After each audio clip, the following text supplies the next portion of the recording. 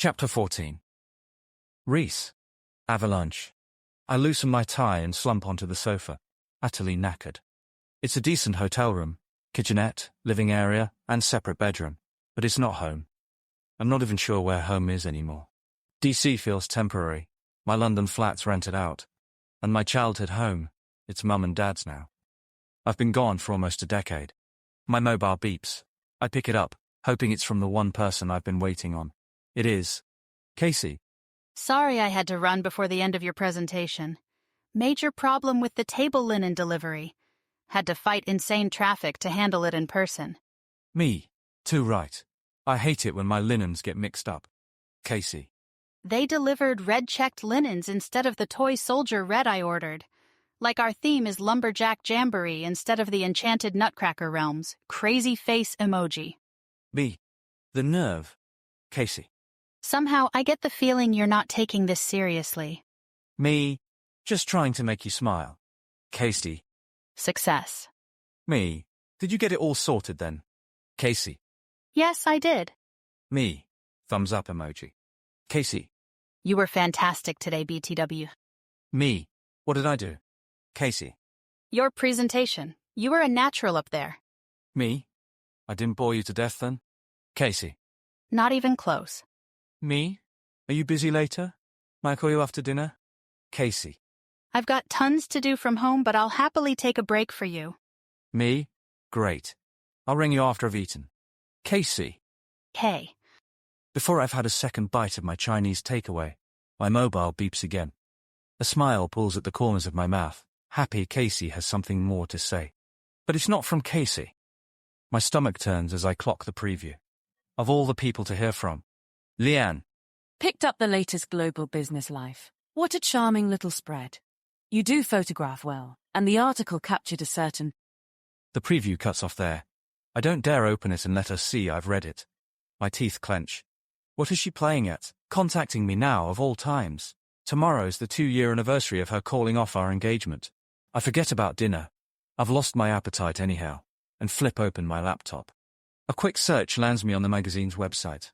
The feature article is on Christmas at the White House. Included are photos of politicians, celebrities, and White House staff. And a photo of Kacey and me. The angle gives us a cozier look than that moment actually held for us. How will Kacey's father react to our being linked romantically? And what will he do if he finds out we went to dinner last night? We should have discussed this aspect of seeing each other. How to act in public. After that kiss, though, the warmth of her lips and the heat of her touch, I wasn't about to ask. I didn't want to break the spell. And now, with Leanne texting out of the blue, warning alarms are blaring in my head to run away, shut it down. I fear that this will lead to more heartache. It's too early to know if these feelings will last, but the draw I feel to Kacey is more than physical. She brings me to life and pushes me, but not too far. My love for Leanne was safe, predictable, or so I'd thought. My feelings for Kacey are intense and completely unsettling. I'm supposed to call her. But how can I have a normal conversation now? Should I tell her what's happened? My head swims. I need some fresh air, so I slide open my balcony doors and step outside. I roll up my sleeves and lean on the railing, surveying the city below. The dusky orange sky allows a limited view of people walking by, and cars zooming past. It's that in-between time of day where you have to squint to see, but the streetlights have yet to come on. Decisions. The air carries the slightest hint of an ocean breeze. It's comforting, but not enough to settle my nerves. I drop my head and close my eyes. What am I going to do? My mobile rings. Leanne wouldn't dare, would she? I feel like I'm unraveling, but it might be Kacey. It's Simon. Rhys here. 15 minutes of fame, that. You psych it now, or what? I rub my eyes. What are you on about now, Si? Imagine my surprise as I'm rifling through a pile of magazines at work and come across a picture of none other than you and Miss Briggs. Brilliant. Seen it, I sigh. You have? How? Don't tell me you subscribe to that nonsense. Leanne messaged about it. Leanne saw it too? There's a muffled string of words, then scuffling sounds. Rhys. Imogen's voice sounds overly pleasant, but there's an undercurrent of anger. Hello, Imogen. I can guess what she's going to tell me. Rhys, Don't you let that girl back into your life. Don't you dare let that wretch back in. She rails. I won't let her hurt you again. Here, she's engaged. I swear, the goal. I say, I saw the preview of her message and left it. That's all. Well, good. She huffs. Because after what she put you through. I have no plans to allow her back into my life. May I speak to Simon again? Only after you answer one question. Do you still have it? I play daft. It's easier since she's not here in person. What do you mean? The ring! She growls. Well, yes, I say, and it sounds more like a question. Because on some level, I'm truly afraid of Imogen's wrath. I squint in anticipation of the tongue-lashing that's forthcoming. Rhys Ballantyne. She shrieks. So help me. I will fly out there right now and lob it down the loo if you don't chuck at this. More scuffling. Apologies, mate. You know how she gets about this subject. In the background, Imogen's still ranting. Indeed, I do, I say. I have to ask. Simon begins. Why bring it with you? This is all too much. Simon would never understand my reasons. It's not because I miss her, or wish we were together. Heavens, no. I keep it to remind myself of the pain, and how I never want to endure it again. It's pathetic, really, and certainly not the healthiest of habits. I don't normally drag it along on business trips, but after my encounter with Kacey in the hotel, I needed reinforcements, a reminder that I've given up dating, that letting down my guard equals heartache. Because ever since meeting Kacey, my nights belong to her. The adorable spray of freckles across her nose, the lilt of her cheerful voice, and the memory of the light brush of her fingers on my skin keep me up long past bedtime. Is this the part where you stare dramatically out a window? Simon asks, bringing me back to the present. Sorry, I say.